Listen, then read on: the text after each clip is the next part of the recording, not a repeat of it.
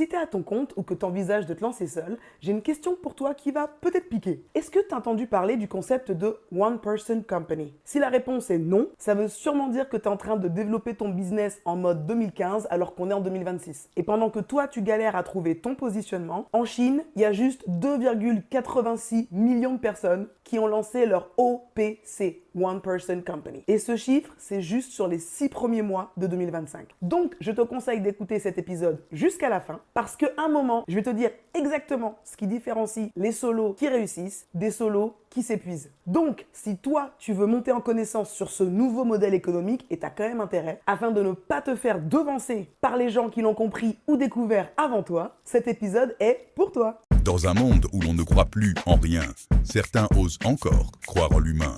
Rejoignez le mouvement avec le Team Humans Podcast, présenté par André, en chair et en os. Go Team Humans! Bienvenue dans le Team Humans Podcast, le podcast où on parle du futur du travail à l'ère de l'IA, pour les salariés, mais aussi pour les entrepreneurs et dirigeants. Dans ce podcast, on essaye de comprendre où est notre place, où est notre valeur à nous, les humains, et surtout, on polie sans cesse notre PFH. Notre putain de facteur humain qui fait toute la différence dans un monde de plus en plus géré par les algos. Alors aujourd'hui, on va parler d'un phénomène phare en ce moment, le concept d'OPC. En gros, entreprise gérée par une seule personne. Ça veut dire une personne, un laptop, quelques outils IA, voire un ou plusieurs agents IA, un compte pro et théoriquement une entreprise qui tourne et qui fait du CA. Théoriquement, parce que entre la promesse de l'entreprise qui tourne toute seule, que tu vois sur LinkedIn, les vidéos YouTube qui t'expliquent comment faire et la réalité, il y a souvent un ravin, voire plusieurs. Et là, dans quelques minutes, je vais te montrer le vrai piège dans l'histoire que 90% des gens qui se lancent sur ce modèle économique ne voient pas venir.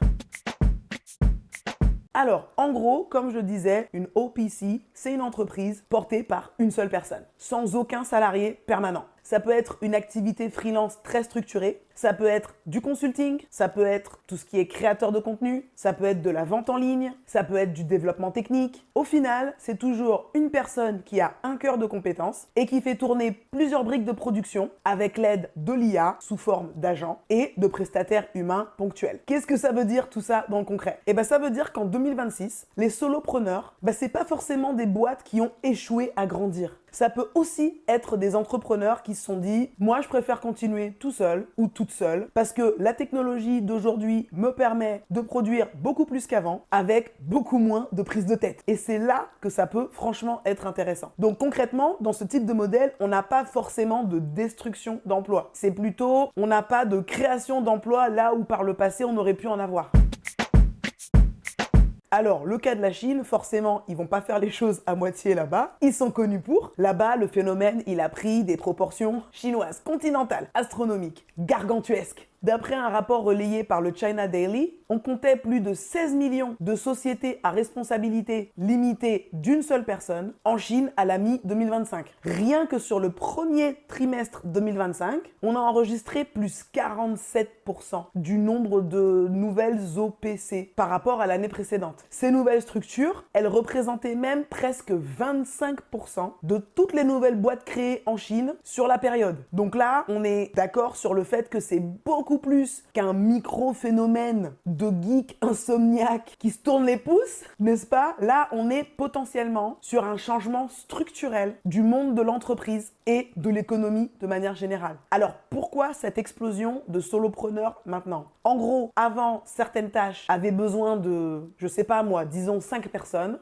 Aujourd'hui, ces mêmes tâches, elles peuvent se faire avec une seule personne entourée d'une infrastructure IA et de prestataires humains. Autrement dit, l'organigramme de la TPE, il a fondu, il a perdu du poids. Il reste plus qu'une seule case avec une seule photo et cette photo, c'est la tienne. Mais avant que tu t'emballes ou que tu ailles commencer à monter ton agent IA avec l'aide du youtubeur expert IA depuis 3 semaines et demie, le plus chaud du moment, il faut quand même que tu saches qu'il y a un revers de la médaille dont personne ne parle et que 90% des gens qui vont dans cette direction découvrent à leurs dépens. Une entreprise d'une personne, c'est pas une entreprise avec zéro charge mentale. Au contraire. Oui, t'as pas de salarié à gérer, donc oui, c'est potentiellement moins lourd sous plein d'aspects. aspect, mais en même temps, tu as quand même tous les clients à gérer, tout l'administratif à gérer, toute la prospection à gérer, la pression liée à toutes ces activités. Et même si tu as une armada d'agents IA pour t'assister, tes agents, la pression, ils la ressentent pas. À ce que je sache. Et par ailleurs, il faut aussi être conscient que ce type de modèle peut entraîner une dépendance énorme à des plateformes ou à des outils externes que tu contrôles pas et qui sont liés au fonctionnement des agents IA. Donc oui, les agents IA te permettent de gagner en vitesse, mais tu peux aussi perdre en sécurité, que ce soit au niveau de ton infrastructure informatique, de sécurité financière, puisque tu as plus de risques que tu portes seul, ou même en termes de sécurité émotionnelle. Bref, tout ça, c'est absolument à prendre en compte si tu es sérieux par rapport à ton activité et à sa pérennité.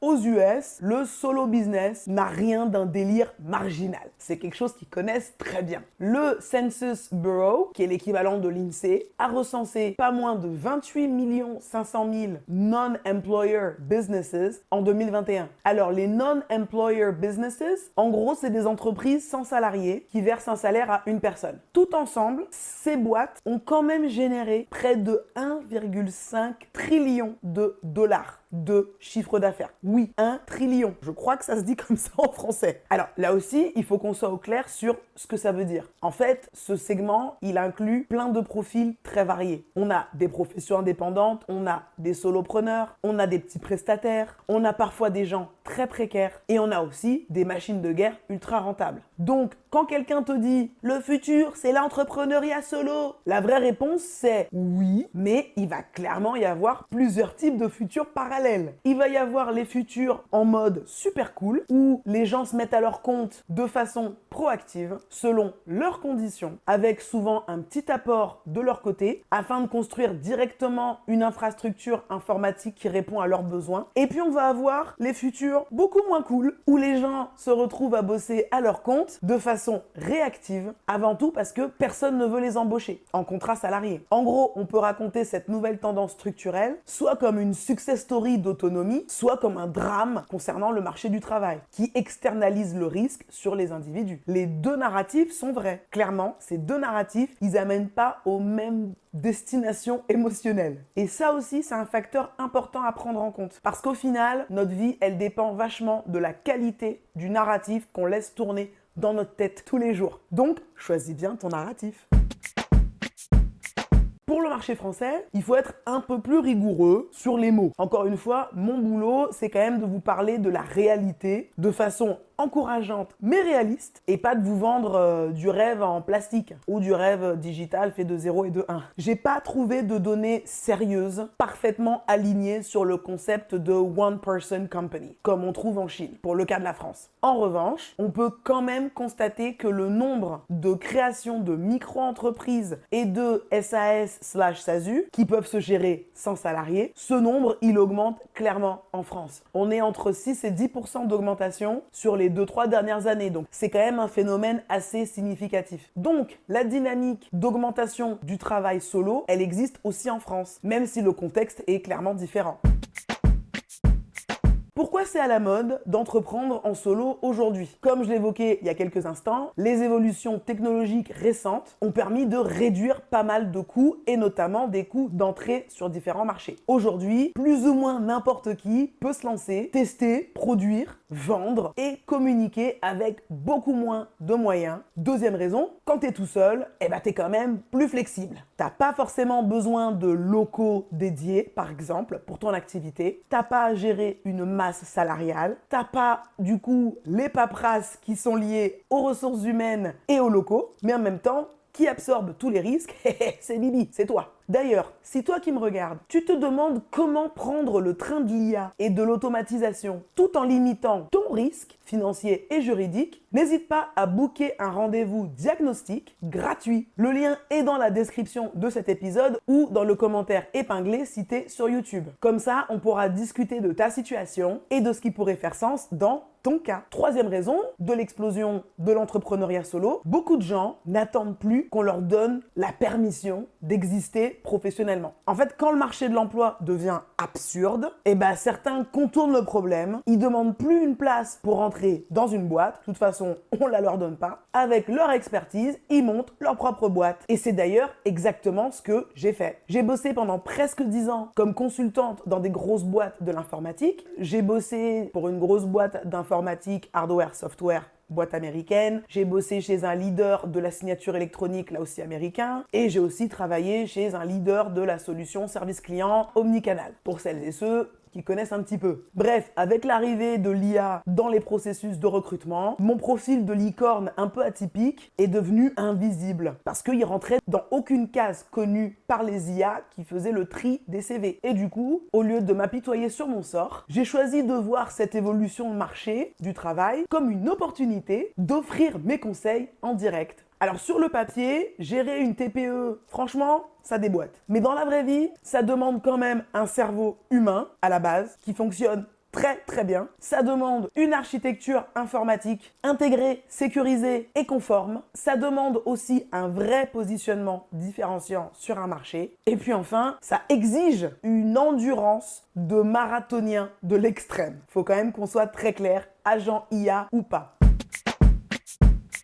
Pour résumer, non, l'OPC, c'est pas un fantasme, ni une arnaque. C'est un modèle économique qui est en train de naître, qui a ses propres règles, ses risques et son propre PFH à trouver. Si cet épisode t'a aidé à y voir plus clair sur ta situation, abonne-toi au Team Humans Podcast sur YouTube, Spotify ou Deezer. Si tu préfères m'écouter en faisant autre chose, c'est OK. Tu peux aussi suivre le Team Humans Podcast sur Instagram. Et si tu me regardes sur YouTube et que cet épisode t'a plu, je te demande juste un petit like et un commentaire avec ton statut actuel. Si t'es salarié, dirigeant, solopreneur, ça m'aide énormément à définir les prochains sujets que je vais traiter dans ce podcast. Et si tu veux qu'on parle de ta situation en particulier, le lien du diagnostic gratuit est juste en dessous. À la semaine prochaine. Go Team Humans!